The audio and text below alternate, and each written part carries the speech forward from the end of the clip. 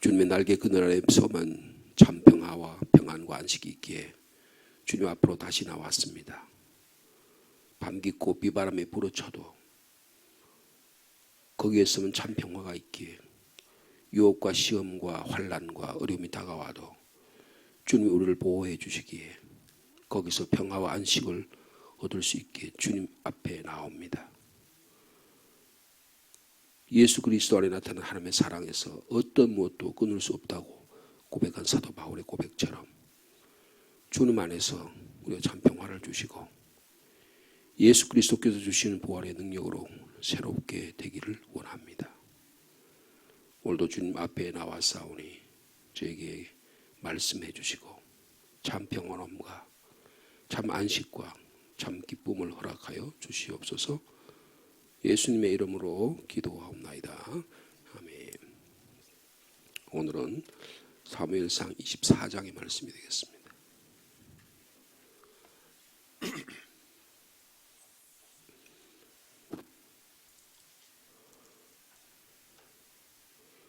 사무엘상 24장 1절에서 15절까지 말씀 보겠습니다.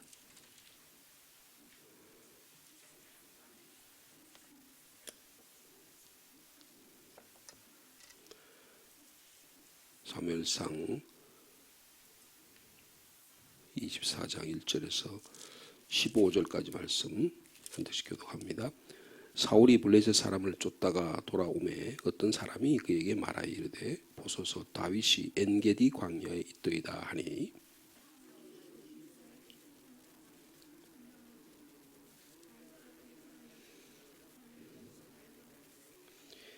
길가 양의 우리에 이른즉 굴이 있는지라 사울이 뒤를 보러 들어가니라 다윗과 그의 사람들이 그 굴 깊은 곳에 있더니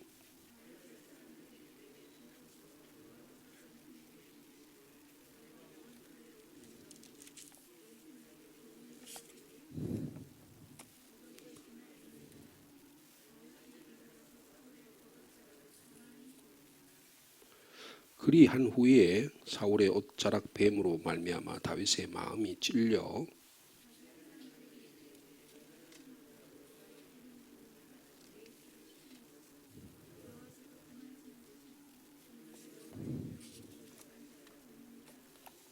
다윗이 이 말로 자기 사람들을 금하여 사울을 해하지 못하게 하니라. 사울이 일어나 굴에서 나가 자기 길을 가니라.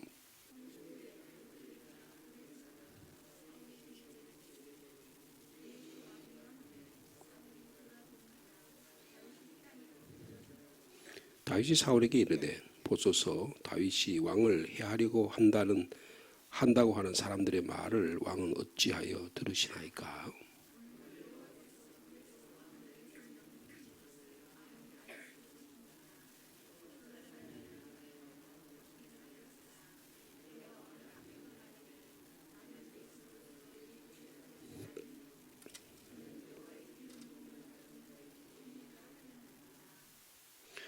내 아버지여 보소서 내 손에 있는 왕의 옷자락을 보소서 내가 왕을 죽이지 아니하고 겉옷자락만 베었은즉 내 손에 악이나 죄과가 없는 줄을 오늘 아실지니이다.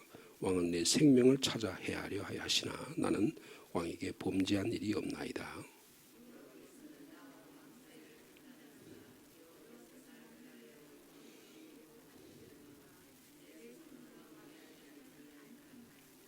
예수 속담에 말하기를 악은 악인에게서 난다 하였으니 내 손이 왕을 해하지 아니하리이다.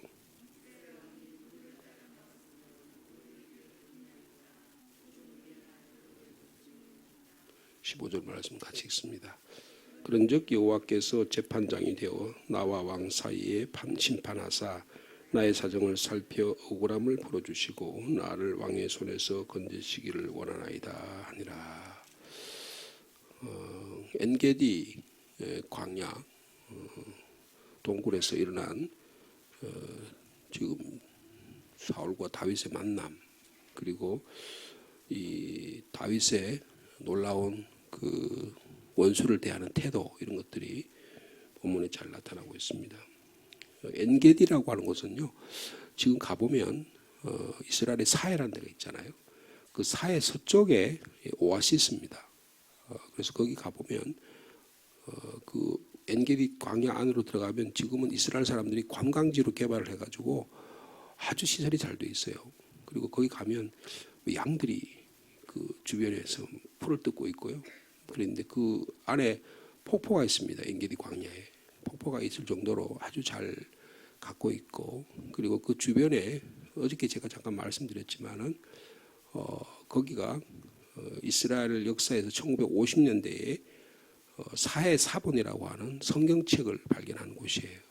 그래서 이 엔게디란 말은 새끼 염소의 샘 이런 뜻입니다. 그러니까 이 바위가 많고 험한 지역에서 여러분 염소들이 주로 어디 살아요?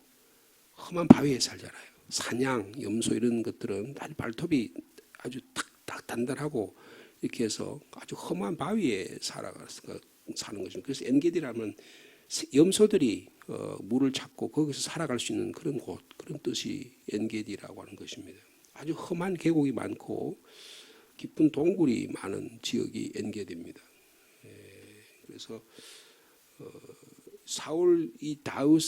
다윗이 사울을 피해서 마지막 지금 도망간 곳이 밀려서 유대 광야에서 밀려서 남쪽으로 밀려서 지금 엔게디 광야까지 온 거예요. 이제 마지막 더 이상 피할 곳이 없는 그런 곳까지 왔다, 그렇게 볼 수가 있는 것입니다.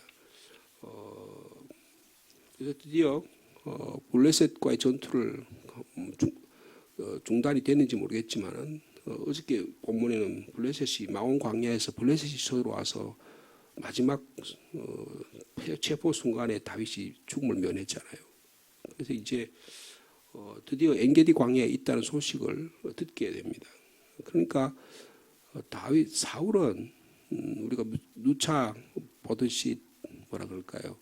곳곳에다가 자기 정보원을 심어놓고 다윗 죽이는 일에 온 전력을 다하기로 최정예 부대 3,000명을 투입하는 거예요. 그러니까 1공수부터 9공수까지 말하자면 그 체육 부대를 투입한 거라 그렇게 볼 수 있는 거예요. 광주의 사태에 동수부대를 투입해가지고 했던 그런 모습이라고 볼 수 있는 거예요. 그래서 3,000명을 거느리고 이 들염소 바위로 갑니다. 엔게디로 가는 거예요. 근데 어떤 일이 일어납니까? 사울이 용무가 급한 거예요. 그래가지고 굴 속에 들어가서 이제 옷을 내리고 용변을 보는 거예요. 그러면서 일이 일어난 내용이 오늘 본문의 모습이 여기 드러나고 있습니다. 그러니까 아마 어떻게 다윗이 사울의 옷자락을 뵐 수 있었느냐, 그렇게 볼 수 있는데 두 가지 내용을 보통 학자들이 이야기합니다. 하나는 왕이 자기 옷을 투구나 겉옷을 벗어놓고 일을 받기 때문에 그래서 옷자락을 뵐 수 있었다, 그렇게 말하는 사람들이 있는가 하면, 또 한 인류의 사람들은 거기서 일을 보고 잤다는 거예요. 너무 덥고 하니까 좀 쉬고 잠을 자고 있는 사이에 다윗이 그 옷자락을 베었다는 거예요. 그러니까 상황적으로 보면 다윗이 충분히 사울을 죽일 수 있었습니다. 죽일 수 있었어요. 근데 죽이지 않습니다. 부하들이 그러잖아요. 4절에 다윗의 사람들이 이르되 보소서, 여호와께서 당신에게 이르기를 내가 원수를 내 손에 넘기리니 내 생각에 좋을 대로 그에게 행하라 하시더니 이것이 이날입니다라고 이제 이야기하는 거예요. 언제 사무엘서 저희들이 쭉 읽어봤지만 하나님께서 다윗에게 너 원수를 갚아라 이런 말을 한 적이 없어요. 그런데 다윗 지금 부하들은 그런 얘기를 합니다. 내가 원수를 내 손에 넘기리니 내 생각에 좋을 대로 그에게 행하라. 여러분, 너의 생각대로 좋을 대로 행하라. 이게 어떤 시대의 사람들이 하는 행동이죠? 사사시대 사람들이 하는 행동이에요. 그러니까 이 지금 다윗을 따르는 부하들은 지금 어떤 사고방식이 있는 거예요? 사사시대의 사고방식이 있는 거예요. 오늘 세상의 정치는 세상의 사람들의 사고방식은 사사시대 사고방식입니다. 자기 생각 좋을 대로 하는 거예요. 자기 감정에 치우칠 대로 하는 거예요. 자기가 막 생각대로 하는 거예요. 그게 사사시대 사람입니다. 근데 다윗이 뭐라 그래요? 그렇게 행동하지 않습니다. 죽이지 않아요. 가서 살짝 겉옷 자락만 베었다 그랬어요. 근데 그렇게 하고 나서도 자기 양심의 가책을 느껴가지고 부하들에게 명령합니다. 자, 6절 말씀이죠. 6절 말씀 다시 한번 같이 읽어볼까요? 시작. 자기 사람들에게 이르되 내가 손을 들어 여호와의 기름 부음을 받은 내 줄을 치는 것은 여호와께서 금하시는 것이니 그런 여호와의 기름 부음을 받은 자가 되면, 그러니까 절대로 앞으로 사울을 해하지 말라. 부하들에게 명령을 하는 거예요. 여러분 가능할까요? 지금 자기가 죽을 당장 잡히기만 하면 죽음을 당할 처지에 있는 그런 상황 가운데 있는데 어떻게 이런 평정심이 있을 수 있을까라고 하는 거예요. 다윗이 어떻게 이렇게 행동할 수 있었을 거라는 거예요. 이 사울은 어떻게 행동하느냐 하면 이제 내일 우리 월요일 날 말씀에 보면 알겠지만 사울은 막 후회를 합니다. 그리고 자기 잘못했다고 막 그래 막 감정에 눈물을 막 쏟아요. 근데 이게 다 헛것입니다. 쇼예요, 쇼. 자기 감정을 토로하는 게 여러분 그게 진정한 회개가 될 수 없다는 것을 말씀하고 있어요. 생각이 변해야 되는 거예요. 생각이 변해야 되는 거예요. 그러니까 왜 어떻게 해서 다윗이 이런 위대한 행동을 할 수 있었느냐라고 하는 거예요. 결정적인 순간에 자기가 만약에 사울을 해할 수 있었다고 하면 우리 같으면 그냥 욱하는 마음으로 해할 수 있었을 텐데, 야 이제 드디어 기회가 왔구나. 내가 이 오랜 세월 동안 이 세간을 기다렸다. 이렇게 말할 수 있었을 텐데 그렇게 하지 않았다는 것입니다. 다윗이 이제 사울이 용벌을 보고 밖으로 나갔잖아요. 그 뒤를 따라 나갑니다. 그리고 어느 정도 거리가 되니까 뒤에서 소리를 질러요. 그게 8절에 있죠. 다윗도 일어나 굴에서 나가 사울의 뒤에서 외쳐 이르되 뭐라 그래요? 내 주 왕이여. 내 주 왕이여. 그 다음에 또 뭐라고 얘기냐면 왕을 아버지라고 불러요. 왕을 아버지라고 불러요. 그러니까 왕을 왕으로 인정한다는 거예요. 어떻게 하나님의 기름 부은 자를 내가 내 힘으로 할 수 있느냐? 그럼 이거 누가 하신다는 거예요? 하나님이 하신다는 거예요. 하나님이 하신다는 거예요. 여러분 그러니까 다윗이 이런 행동을 할 수 있었던, 왕을 목을 베거나 창을 찔러가지고 살해하지 않고 인내심을 가지고 이렇게 할 수 있었던 이유는 뭐냐면 하나님에 대한 믿음이 분명했다는 거예요. 여러분 원수 갚는 것은 우리에게 해야 될 일이 아닙니다. 하나님께서 하신 일이에요. 여러분 로마서 말씀 한번 볼까요? 로마서 14장입니까? 한번 보실까요?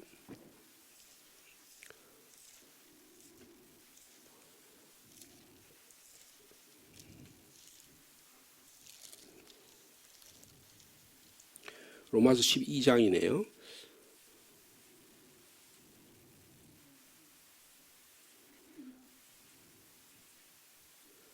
자, 12장 14절 말씀 다 보겠습니다. 다윗의 삶의 태도가 여기 잘 나타나 있어요. 자, 로마서 12장 14절 말씀 같이 읽도록 하겠습니다. 시작. 너희를 박해하는 자를 축복하라. 축복하고 저주하지 말라. 즐거워하는 자들과 함께 즐거워하고 우는 자들과 함께 울라. 서로 마음을 같이 하며 높은 데 마음을 두지 말고 도리어 낮은 데 처하며 스스로 죄 있는 채 하지 말라. 아무에게도 악을 악으로 갚지 말고 모든 사람 앞에서 선한 일을 도모하라. 할 수 있거든 너희로서는 모든 사람과 더불어 화목하라. 그 다음에 좀 더 우리 다윗 내용과 좀 가까운 내용이 19절에 나옵니다. 같이 읽습니다. 시작. 내 사랑하는 자들아 너희가 친히 원수를 갚지 말고 하나님의 진노하심에 맡기라. 기록되었을 때 원수 갚는 것이 내게 있으니 내가 여기서 내가 누구예요? 하나님께서 친히 원수를 갚으시는데 네가 왜 원수 갚으려고 그러냐는 거예요. 여러분 그러니까 현실에 탁탁 치는 문제, 갑자기 내가 막 욱하는 마음, 어떤 저걸 원수를 갚고 싶은 이런 어떤 충동적인 생각들을 억제하고 있고 평정심을 가질 수 있는 이유가 뭐예요? 하나님이 역사의 주관자가 되신다. 하나님에 대한 믿음이 분명했다는 거예요. 사울은 그런 믿음이 없었습니다. 그러니까 어떻게 자기가 처결하려는 거예요. 자기가 막 내가 이거 잘못했지라고 그러다가 또 어느 날 갑자기 또 확 하면 막 자기 충동적으로 행동하는 거예요. 자기 억제 능력이 전혀 없는 거예요. 여러분 자기 억제 능력이 없는 사람이 지도자가 되면 어떻게 하겠어요? 사람을 무참하게 죽이는 겁니다. 자, 20절 말씀 같이 있습니다. 시작. 내 원수가 줄이거든 먹이고 목마르거든 마시게 하라. 그리함으로 내가 숯불을 그 머리에 쌓아 놓으리라. 악에게 지지 말고 선으로 악을 이기라. 하나님에 대한 믿음이 있었기 때문에 이 다윗은 온유한 마음을 가지고 그리고 평정심을 가지고 이 일을 감당할 수 있었다는 것입니다. 여러분 오늘 우리들의 마음속에 하나님에 대한 믿음으로 살아가는 저와 여러분 되기를 바랍니다. 우리 인간관계에서 그런 일이 참 많잖아요. 막 이거 뭐 도대체 문제가 해결될지 않을 것 같아. 저 사람 딱 나를 악의적으로 대하는 거예요. 그럼 뭐 그냥 나도 막 받아치고 싶잖아요. 그렇죠? 그게 우리들의 마음 아니겠습니까? 그냥 여기까지 막 확 올라오는데 이걸 그냥 여러분 그렇게 하고 나면 물 다 쏟아지면 해결할 방법이 없습니다. 쏟아지고 나면 주워 담기가 참 어려워요. 다윗이 지도자로서 하나님께서 세워주신 모습을 너무나 잘 볼 수가 있습니다. 여호와의 기름 부음 받을 자를 내가 치는 것은 하나님께서 금하시. 그러면 여호와 그를 치는 것은 하나님의 영역이라는 거예요. 여러분 하나님의 영역과 우리 영역을 구분할 수 있는 믿음의 사람 되기를 축복합니다. 다윗이 왕한테 엎드려서 말하잖아요. 다윗이 9절입니다. 다윗이 사울에게 이르되 보십시오. 다윗이 왕을 해하려고 한다는 사람들의 그런 말이 당신이 간신들이 사람들 옆에 그런 사람들을 두고 가지고 그렇게 행동을 하십니까? 저도 그런 이야기 많이 듣습니다. 제가 굴에 있을 때 당신 죽이자고 그게 하나님의 뜻이라고까지 하나님까지 빌려가지고 하나님까지 이용해가지고 당신 죽이라고 하는 그 정도로 내가 그런 이야기 듣습니다. 그러나 나는 그 이야기 듣지 않습니다. 당신은 어떤데 근데 다윗이 왕을 해야 한다는 그 잘못된 말을 들어가지고 잘못된 그런 소문을 들어가지고 어찌해서 그 말을 듣고 저를 여기까지 따라오셔서 최정예부대 지금 블레셋을 무찔러야 될 군대를 데리고 저까지 와서 저를 지금 600명을 죽이려고 여러분 3,000명이 몇 배예요? 5배의 사람들을 데리고 와서 저를 죽이려고 합니까? 여러분 누가 왕 같아요? 누가 왕 같습니까? 다윗이 왕 같아요? 사울이 왕 같아요? 다윗이 왕 같잖아요. 사무엘서는 그걸 보여주는 거예요. 다윗이 왕이구나. 부하들이 다 보는 거예요. 이야, 다윗이 왕이구나. 우리는 저 막 욱하는 심정을 우리를 박해하는 사람들 그냥 당장 핍박하는 사람 당장 쳐들어 가지고 그냥 문제 해결하면 될 것 같지만 이야, 다윗은 역시 사람이 다르구나. 만약에 그 자리에서 사울을 죽였으면 어떻게 했을까요? 여러분 어떻게 됐을 것 같아요? 문제 해결됐을까요? 여러분 베냐민 지파 북쪽의 사람들이 야 사울을 죽였다더라. 그러면 북쪽에 있는 사람들이 에브라임 지파와 열 지파가 다윗을 따를까요? 따르지 않습니다. 여러분 행동이 다른 거예요. 하나님의 눈으로 보는 거예요.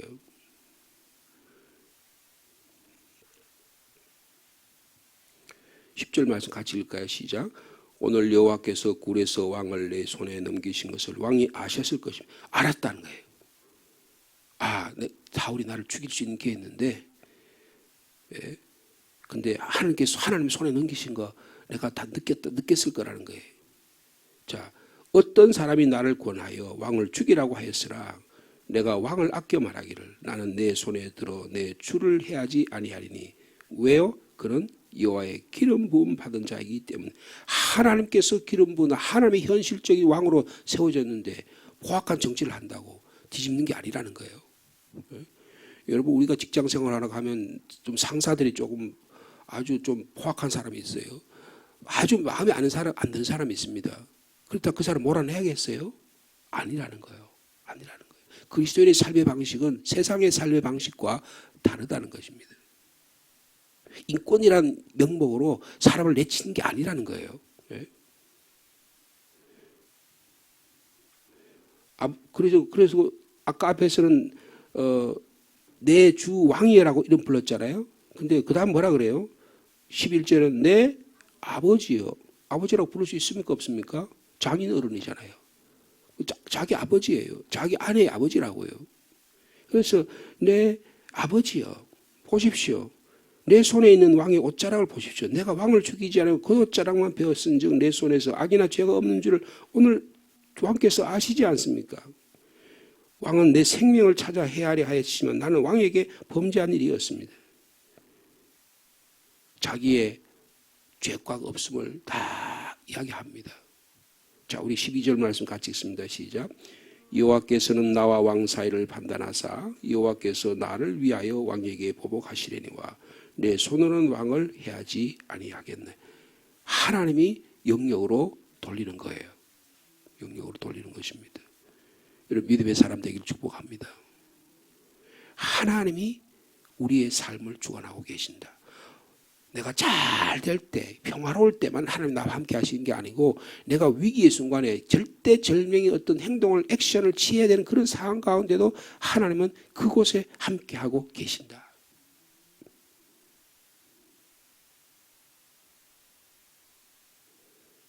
그러면서 요 속담을 인용하죠. 13절. 옛 속담에 말하기를 악은 악인에게서 난다 했으니 내 손이 왕을 해하지 아니. 자, 이 말은 어떤 의미가 있어요? 여러분 사울이 악한 자라는 거예요. 근데 내가 내 손을 척결해서 그를 당신을 저하지 하는 길 모은 자이기 때문에 내가 척결하지 않겠다는 거예요. 그러면서 아주 좀 빗대어서 하는 말이 있어요. 그 다음에 뭐라 이스라엘 왕이 누구를 따라 나왔으면 누구의 뒤를 쫓나이까? 죽은 개나 벼룩을 쫓음이니이다. 제가 죽은 개나 벼룩밖에 안 되는데 그걸 하려고 3,000명이나 데리고 나왔습니까? 도대체 당신이 리더가 될 수 있는 자격이 있는 겁니까? 없는 겁니까? 질타하는 모습이에요. 자, 15절 말씀 같이 읽겠습니다. 시작. 그런즉 여호와께서 재판장이 되어 나와 왕 사이에서 심판하사 나의 사정을 살펴 억울함을 풀어주시고 나를 왕의 손에서 건지시기를 원하나이다. 여러분 어떻게 다윗이 평정심을 가지고 이 문제를 해결할 수 있었냐 하는 것을 이 사울 앞에 하는 이 말 앞에서 명확하게 드러나고 있습니다. 하나님에 대한 신뢰를 갖고 있다는 거예요. 이 세상이 전부가 아니라는 거예요. 이 세상의 재판관이나 이 세상의 판단의 방식으로 살아가는 우리의 삶이 전부가 아니라는 거예요. 하나님이 우리의 삶을 보고 계신다. 또 어떻게 이런 평정심을 가질 수 있었을까? 여러분 이런 것들이 어디에 나타나냐면 시편에 나타나요.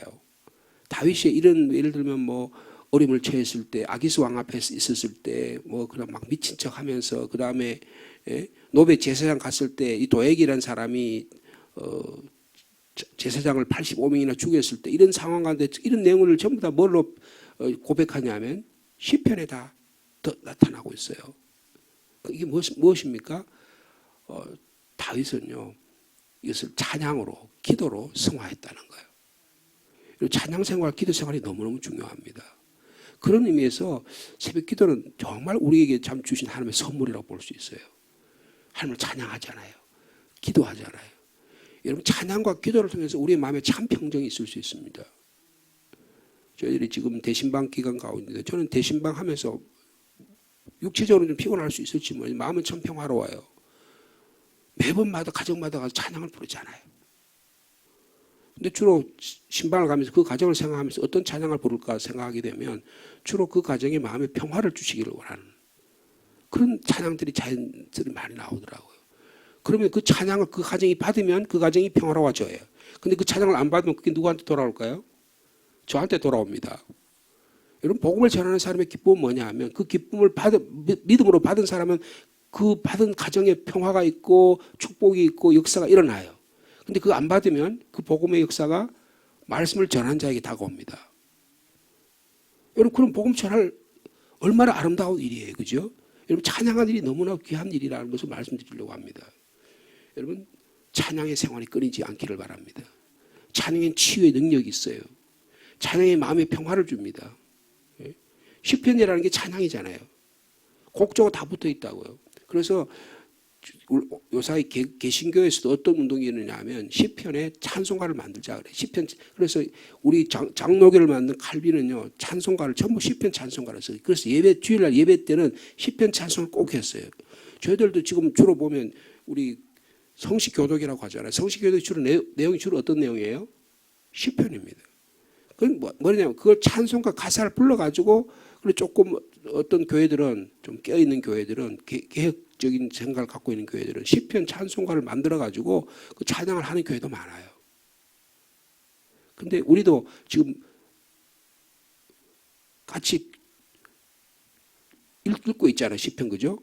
성식 교독을 하잖아요. 이런 그것은 하나님이 우리의 마음을 평화로움을 주시고 이 시편의 다윗의 올바른 판단 능력이 어디서 나오느냐? 하나님을 예배하고 하나님께 기도하고 하나님께 찬양하는 이 마음 속에서 평정하는 마음이 나온다는 거예요. 여러분 찬양과 기도가 끊이지 않는 저 여러분 삶 되기를 축복합니다. 그 다음에 또 하나 어떻게 이런 평정심을 가지고 그럴 수 있었느냐라고 하는 거예요. 이런 판단력이 명확한 거예요. 현실적인 판단력이 명확한 거예요. 전체를 볼 줄 아는 눈이 있다는 거예요. 야, 내가 이거 사울 당장 죽이면 나에게 이득이 나고 내게 두려움이 없어지고 내가 현실적으로 잘 될 수 있겠지. 그 생각에 사로잡히지 않았다는 거예요. 전체를 볼 수 있는 눈이 있다는 거예요. 야, 내가 이거 사울 죽였다가 어떤 일이 일어날까? 다윗에게는 판단이 있었다는 거예요. 물론 믿음 때문에 하지 않았겠지만 또 하나는 이런 일을 했을 경우에 그 앞으로 진행될 과정까지 다 검토할 수 있는 면밀한 아주 세심한 그런 치밀한 사고가 갖고 있었다는 거예요. 여러분 지도자는 그런 마음을 갖고 있어야 됩니다. 이 일을 추진했을 때 추진했을 때 그 결과가 어떻게 될 것인가, 그 일로 해서 어떤 영향이 있을 것 같은가도 생각할 줄 아는 능력을 가져야 되는 거예요. 당장 내가 충동적으로 해가지고 일을 벌이고 나면 그게 막 도저히 감당이 안 된다. 그러면 하지 말아야 되는 겁니다. 판단 능력이 있어야 된다는 거예요. 다윗은 그런 판단 능력이 있는 거예요. 내가 좀 손해를 봐도 이게 하나님의 나라를 위해서 많은 사람의 덕을 끼친 일인가 아닌가를 판단하는 능력이 있어야 된다는 거예요. 현실에 대한 올바른 판단 능력이 있으니까 하나님이 다윗을 들어 쓰실 수밖에 없는 거예요. 근데 사울은 어떻게 합니까? 충동적인 사고방식에 의해서 막 자기 멋대로 해요. 막 창을 휘두릅니다. 자기의 권력을 개인적인 자적인 자기의 억울한 감정을 푸는데 다 사용하는 거예요. 블레셋의 나라를 지키는데 사용해야 3,000명이나 정예 부대를 다 투입해가지고 광주에 투입하는 거예요. 북한으로부터 지켜야 될 군인들을 국민들을 하는데 제주도에 투입하는 거예요. 그게 무슨 일이 일어납니까? 대모를 진압하는데 투입하는 거예요. 무고한 사람들을 희생시키는데 투입하는 겁니다.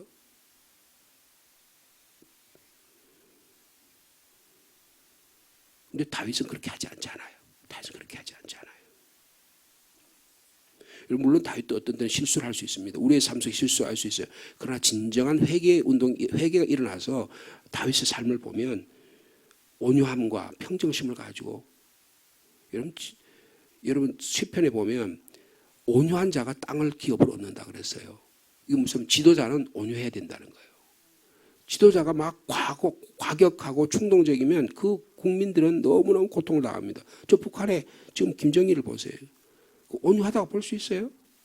아니 열 몇 살짜리 딸을 데려놓고 그 다음 후세 지도자인 것처럼 그런 어떤 광란의 짓을 할 수 있겠냐고요.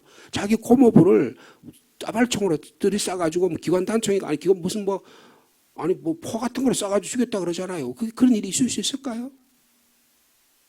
미치지 않고는 지도자로서 도저히 있을 수 없는 거예요. 그러니까 무서워서 그냥 어쩔 수 없이 그 자리에 있는 거예요. 총칼 때문에 있는 거예요.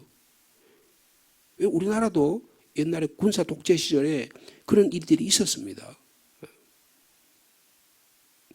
그런데 한국이라는 사회가 거기서도 극복이 됐잖아요.